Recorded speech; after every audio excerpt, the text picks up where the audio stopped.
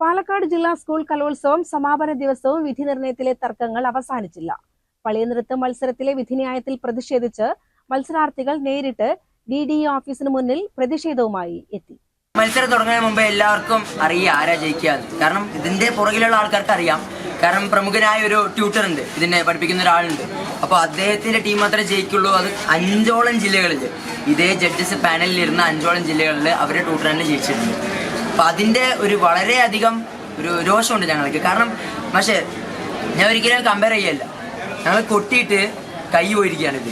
പാടിയിട്ട് ചില ആൾക്കാർക്ക് ബ്രീത്തിങ് ട്രബിൾ വന്നിട്ടുണ്ട്. പിന്നെ അതാ ഇവന്റെ ഷോൾഡർ നല്ല ഇഞ്ചുറി ആയിട്ട് ഇരിക്കുമ്പോഴാണ് ഇവൻ കടന്ന് കൊട്ടിയത്, കുറുമി കയറാൻ സംഭവം. അപ്പം അത്രത്തോളം എഫേർട്ട് ഇട്ടിട്ട് പിന്നെ അനാമിക പറഞ്ഞ കുട്ടി, അവൾക്ക് മസിലടക്കം വളരെയധികം ഒരു ചെറിയൊരു ടീറൊക്കെ വന്നിട്ട് അത്രയും കഷ്ടപ്പെട്ടിട്ടാണ് ഞങ്ങൾ ഈ നിലയ്ക്കെത്തിയത്. എന്നിട്ട് ഈ കലോത്സവത്തിനെ വ്യാപാരമാക്കുന്ന ചില ട്യൂട്ടർമാരുണ്ടല്ലോ, അവരുടെ ആ ഒരു സംഭവം ഉണ്ടല്ലോ, അതിന് പിന്താങ്ങിയിട്ട് കുറച്ച് ജഡ്ജസ്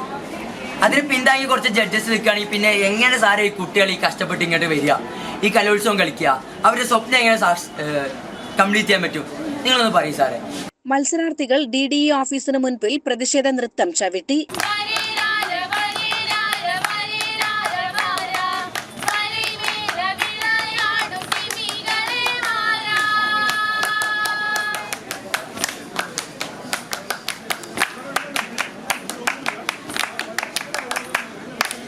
വിധിന്യായത്തിലെ അപാകതകൾ ചൂണ്ടിക്കാട്ടിയാണ് മത്സരാർത്ഥികളും രക്ഷിതാക്കളും രംഗത്തെത്തിയത്.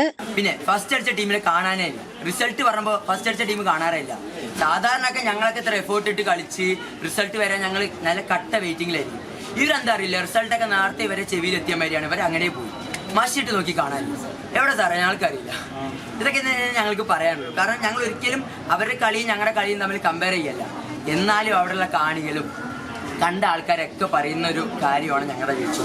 ഞങ്ങൾ ഒരിക്കലും ഞങ്ങളെ എഫേർട്ട് ഇത്ര ഇട്ടു, ഞങ്ങൾ അതിട്ടു എന്നിട്ട് കിട്ടിയില്ല എന്നുള്ള നല്ല കാര്യമല്ല പറയുന്നത്. ശരിക്കും ഇതൊരു ഒറ്റപ്പെട്ട സംഭവമല്ല. എവിടെ നോക്കുകയാണെങ്കിലും, മലപ്പുറം ആണെങ്കിലും കോഴിക്കോടാണെങ്കിലും എല്ലാ ജില്ലകളിലും അതിൻ്റെതായ കുറേ ജഡ്ജസ്, അവരുടെ പിന്നാലെ പ്രവർത്തിക്കുന്ന കുറേ കലോത്സവത്തെ വ്യാപാരമാക്കുന്ന ചില ട്യൂട്ടർമാർ, ഞാൻ ഒരു പേര് ആരുടെയും എടുത്തു പറയുന്നില്ല, പല വിഭാഗങ്ങളും, മോണാക്ട് ആയിക്കോട്ടെ, ഡാൻസ് ആയിക്കോട്ടെ, പാട്ടായിക്കോട്ടെ, എന്തായിക്കോട്ടെ, ഓരോന്നിലും അതിൻ്റെതായ പ്രമുഖ ട്യൂട്ടർമാര് അവര് പൈസ കൊടുത്തിട്ട് ശരിക്കും പറഞ്ഞാൽ അതിന് പിന്നാലെ നടക്കുന്നുണ്ട്. ജഡ്ജസ് അത് താങ്ങിയിട്ടിരിക്കുന്നുണ്ട് സാറേ. പിന്നെ എന്തിനാണ് ഈ കുട്ടികളുടെ കലോത്സവം പറഞ്ഞ് നടത്തുന്നത്? ഹൈസ്കൂൾ വിഭാഗം നാടോടി നൃത്തം മത്സരഫലത്തെ ചൊല്ലിയും രക്ഷിതാക്കളും അധ്യാപകരും തമ്മിൽ കടുത്ത വാക്കുതർക്കമുണ്ടായി.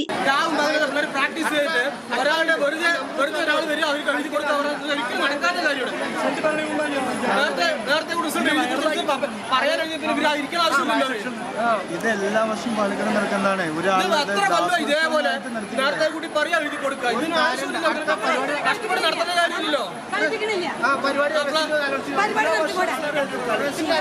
ഇതുപോലെ നാറിയ കലോത്സവം മാറിയില്ല. ഇതുപോലെ നാറിയ കലോത്സവം വേറെ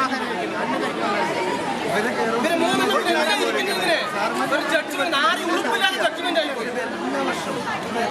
എന്തിനാണ് ഇരിക്കുന്നത്? കാടിക്ക് കയ്യും കൊടുത്ത് ഇരിക്കാമല്ലോ. പിന്നെ ഇതിനും ഭേദം വേറെ കളക്കാൻ പോകും. ഒരു ഉളുപ്പില്ലാത്ത നാട്. കലോത്സവ വേദിയിൽ നടന്ന വാക്കേറ്റം സംഘർഷാവസ്ഥയിലേക്ക് നീങ്ങിയതോടെ പോലീസ് ഇടപെട്ടാണ് പ്രശ്നം ശാന്തമാക്കിയത്.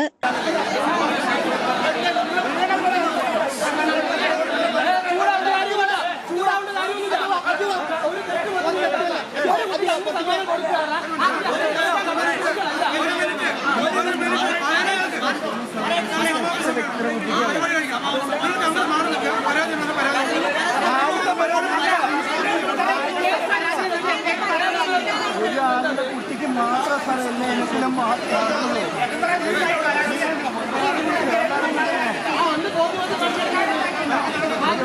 ഹയർ സെക്കൻഡറി വിഭാഗം കലോത്സവത്തിന്റെ പല ഘട്ടങ്ങളിലും വിധികർത്താക്കൾക്കെതിരെ പരാതികൾ ഉയർന്നു. CCN പാലക്കാട്.